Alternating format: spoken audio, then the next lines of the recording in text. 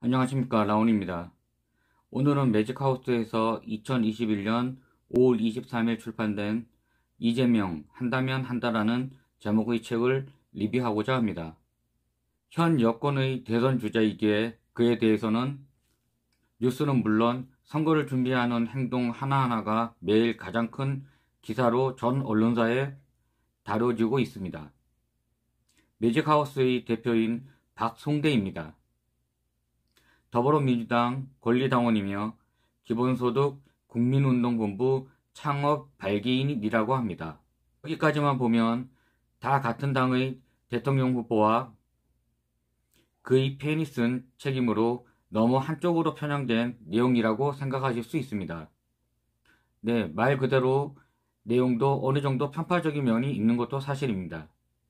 전 이 책을 이재명이 대통령 후보로 선출되기 이전에 구입하였으며 올 초 윤석열에 대한 대망론을 다룬 책을 리뷰하였기에 읽어보게 되었습니다. 작가가 이재명이라는 인물에 대하여 느끼는 주관적인 관점이 들어가 있는 글이긴 하지만 반대로 생각하면 중립적 글쓰기가 아니기에 더 솔직하며 그만큼 약점이 더 많은 내용임에는 분명하기에 이 책을 선택하게 되었습니다. 책은 크게 5장으로 이루어져 있으며 3, 4, 5장을 리뷰하고자 합니다. 먼저 3장 기본소득, 기본대출, 기본주택을 리뷰합니다. 이재명은 선별복지보다는 보편복지를 추구한다고 합니다.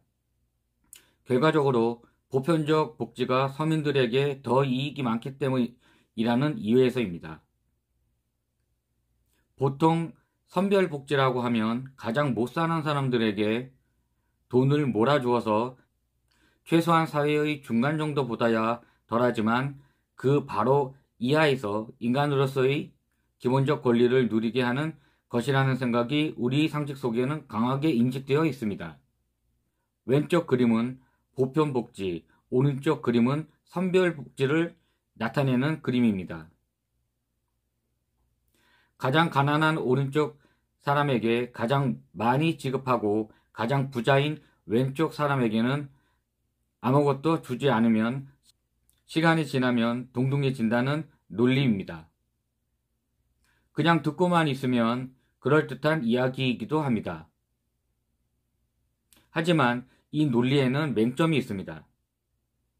같은 1달러라고 해도 부자의 1달러와 가난한 사람의 1달러는 가치가 다르다는 것입니다.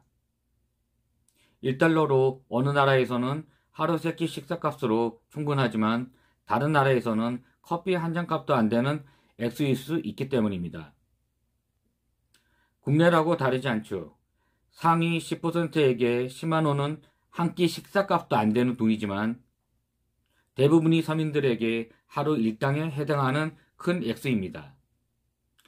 보이는 그림 중 가장 잘못된 것은 같은 금액의 기본소득을 지급해도 그 금액의 가치는 부자 상위 10%, 상위 50%, 하위 40%, 월 1억 버는 사람에게 10만 원을 지급하면 0.1%의 수입 증가에 이르지만 월 1천만 원을 버는 사람에게 1%의 수입 증가는 월 200만 원을 버는 사람에게는 5%의 수입이 생긴다는 셈이죠. 보편적 지급 시 소득이 높을수록 수입 증가는 미미하고 소득이 적을수록 의미가 크다는 것이 일반적인 상식입니다. 2020년부터 시작된 코로나는 세계적 팬데믹이 되었고 우리의 일상을 송두리째 바꾸어 놓았습니다. 집을 제외한 모든 곳에서 마스크는 필수가 되었고 밤에는 영업을 제한했으므로 자영업자들은 그 피해를 오롯이 그대로 받아들일 수밖에 없었습니다. 2년이 지난 지금까지도 이 현상은 여전히 유지되고 있습니다. 그 사이 폐업이나 상가 임대비를 감당하지 못하고 사회의 빈민이 되어버린 이들도 상당하다는 보도를 본 적도 있습니다. 이렇듯 계속 돌아야 할 시장의 돈들이 돌지 않게 되었으며 경제도 침체되었습니다.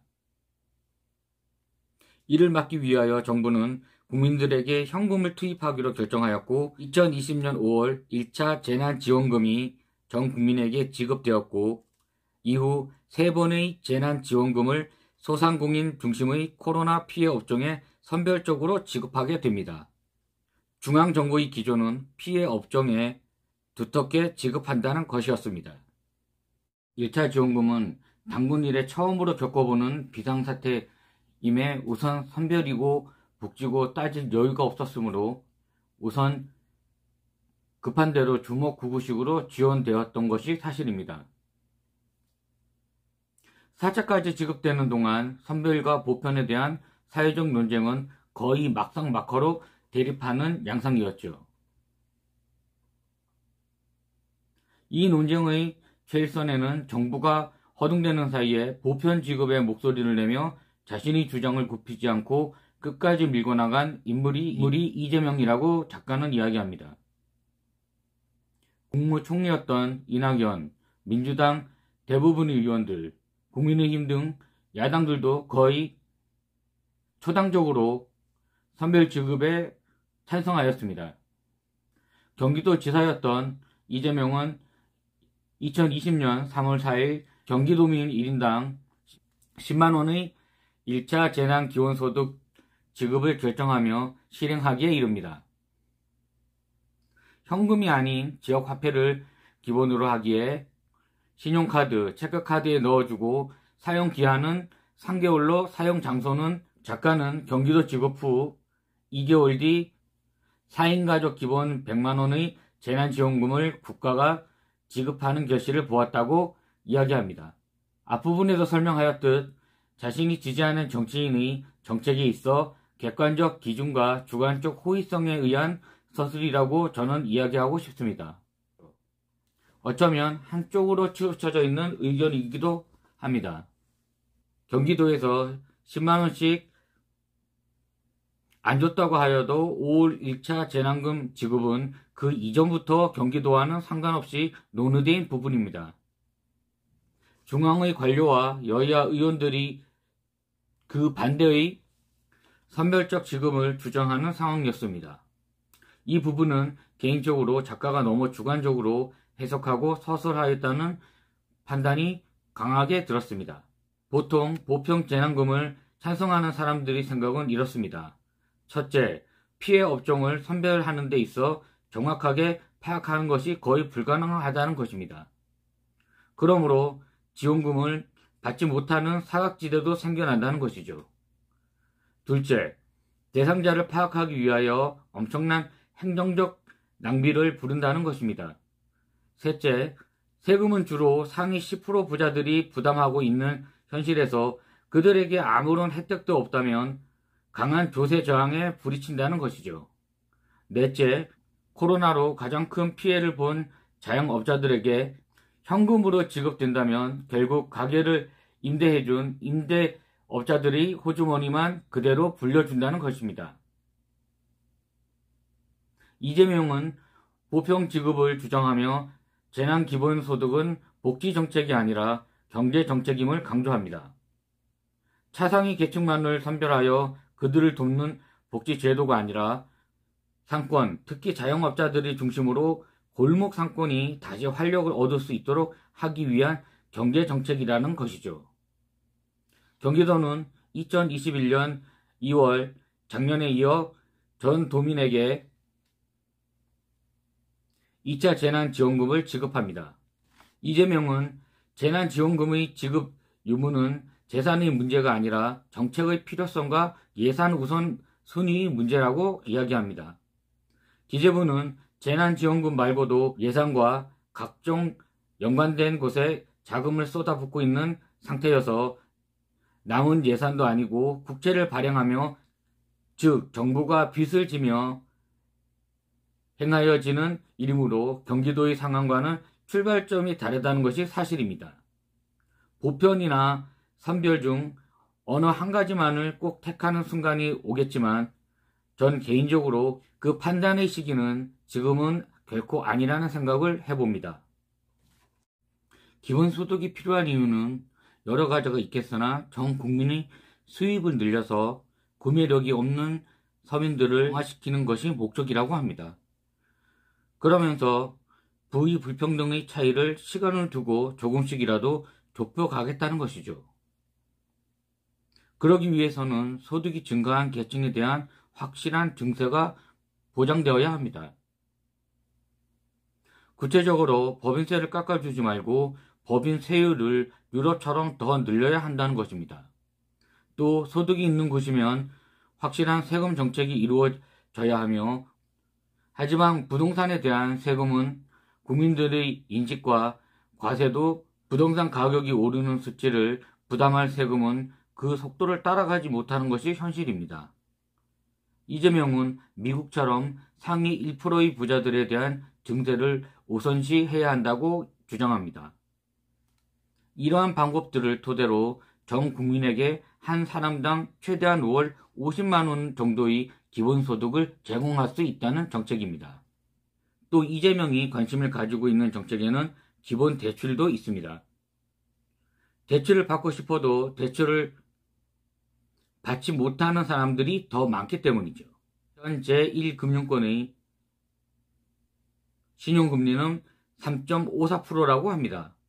신용등급 6등급 이하 국민은 은행에서 돈을 빌릴 수가 없습니다. 이런 국민이 전 국민이 75%에 달합니다. 7등급 이하의 국민들은 제2금융권에서 대출을 받는데 은행에서 내는 이자의 거의 2배에 해당하는 액수를 지급하고 있습니다. 로 기업이나 개인에 빌려 시중에 유통되는 것이죠. 새로 발권된 현금은 어떠한 것이라도 이런 일련의 과정을 통하여 시중에 풀립니다. 신용등급이 높은 사람은 이런 원리로 발권의 혜택을 보는 것이죠. 이재명은 이런 혜택이 꼭 가진 자들에게만 적용되어야 하는가에 대해서 이야기합니다. 만일 국가가 대부업을 이용하는 이들에게 3.5%의 저리로 대출을 해주고 그 중에 연체율 10%를 국가가 부담한다면 그나마 제2금융권의 대출을 이용하는 이들이 덜 힘들 것이라는 생각에서 이 정책은 출발하게 됩니다. 만약 20%에 달하는 이자를 지급하고도 통상적으로 사업에서 확률은 상당히 낮다고 합니다. 만약 이런 이들이 사업에 실패하고 신용불량자가 되면 국가는 이들을 위하여 더 많은 복지 예산이 필요한데 그나마 이들을 보조하는 수단으로 신용불량자가 양산되지 않는다면 개인의 사업의 성공과 정부의 복지 예산이 절감까지 가능하다는 생각에서 이 정책은 출발합니다. 우리가 살고 있는 자본주의 사회에서는 가진 자와 없는 자의 불평등이 시간이 흐를수록 더 깊게 더 많은 차이를 발생시킵니다. 수종 자본주의에서도 막지 못한 자본의 세계화는 더욱 속도를 내고 있는 것이 지금의 상황입니다. 더 이상 없는 이들에 대한 동정이 사라지는 시대가 도래할 것입니다.